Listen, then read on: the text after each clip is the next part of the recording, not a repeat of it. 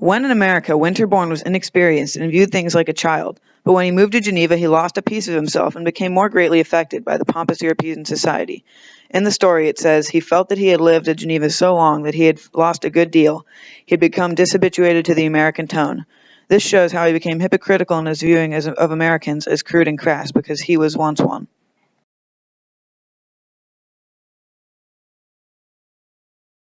Another example of knowledge being evil is when Daisy is engaged. It makes Winterbourne become somewhat mad and envious, bringing out the bad side of his character. This is opposed by Winterbourne's inexperience of relationships, which makes him believe he has no competition at first when he first meets Daisy, and does not realize Daisy's flirtatiousness.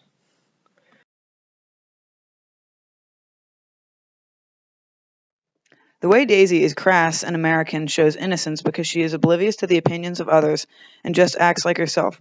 The pompous and posh upper class of Europe and American expatriates have lots of knowledge of different cultures and classes, so they can form harsh, hurtful, and snobby opinions of others.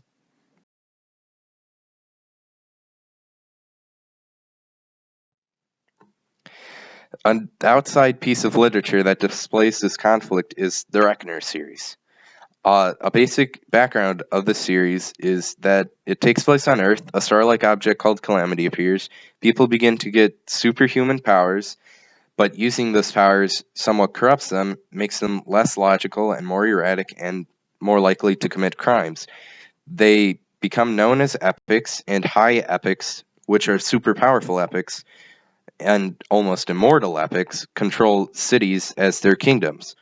David was orphaned by a high epic and wants to avenge his father. He looks to an elite group called the Reckoners, who kill epics for this purpose. His inexperience about the benefits of the epics makes him somewhat innocent because he doesn't realize how good they are. But as he realizes this knowledge, he realizes that the infrastructure benefits the citizens somewhat, making the Reckoner's purpose somewhat evil to the citizens.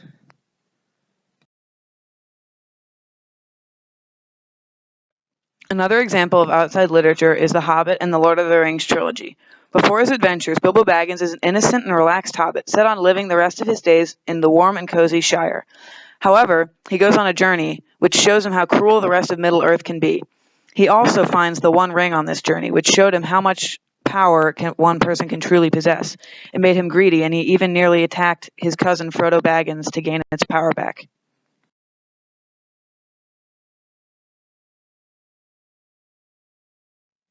The lesson Henry James expects his reader to come away with from DaisyMiller, a study, is as one learns more, the more corrupt and or cynical they can become.